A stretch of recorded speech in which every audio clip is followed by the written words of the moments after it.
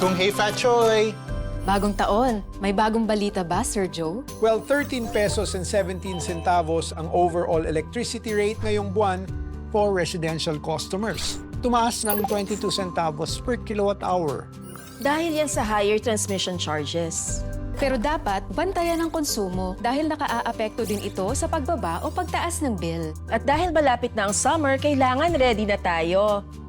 Engineer Cholo, may tip ka ba para sa amin? Yes, Maita.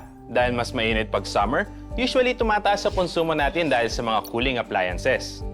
Para mas presko pero walang dagdag gastos, gumamit ng manipis na kurtina. May natural light na.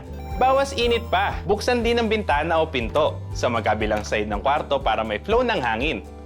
At ipwesto ang electric fan malapit sa bintana para makahigop ng fresh air.